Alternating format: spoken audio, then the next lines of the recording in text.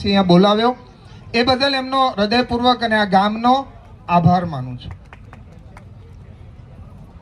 વિશેષમાં એટલું જ કહીશ કે ખૂબ મર્યાદાની પ્રથામાં જીવનારો આ જાગીરદાર સમાજ, બોલવામાં પણ મર્યાદા, રહેવામાં પણ મર્યાદા, વાતચીતમાં પણ મર્યાદા, કાળક્રમે એવો આવ્યો હશે, ઇતિહાસ ક્યાંક ભૂલાયો હશે આપણો.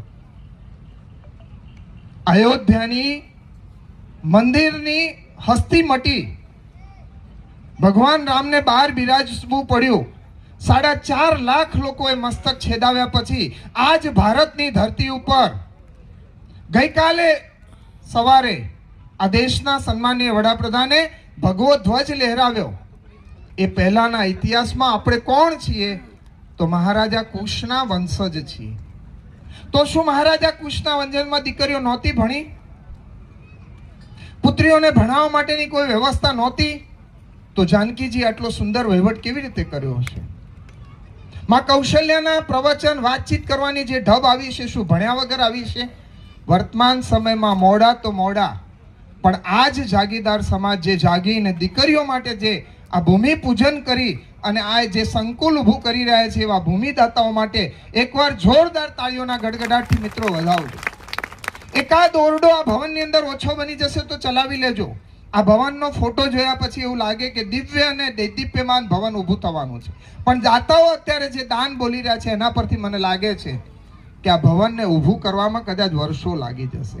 મિત્રો, જેમ જમીનના દાતાએ તમને દાતારી બતાવીને આટલી મોટી છાતીના આમ કાળજા જેવી જમીન, હાઈવે ટચ જમીન જો આટલા વિરાટ સંકુલ માટે આપી દીધી હોય, તો આપણા ખૂણાના ઘરની અંદર પડેલી વણ વપરાયેલી સંપત્તિ આ જાગીરદાર સમાજ અને એની સાથે જોડાયેલો સમાજ ખૂબ ઉદારતાપૂર્વક દાન આપીને 1 વર્ષ કે 1.5 વર્ષમાં ભવન ઊભું કરી દે તો અમને બોલાયેલું સાર્થક છે અને સંતોને બોલાયેલું પૂજન કરેલું સાર્થક છે. આ ભવન બન્યા પછીની જવાબદારી ટૂંકમાં કહી દઉં. એક પણ દીકરી આજુબાજુના વિસ્તારની હંસાબાને પણ કહું છું, જાગીરદારના દીકરી છે, મેં ઘણીવાર એમને સાંભળ્યા છે.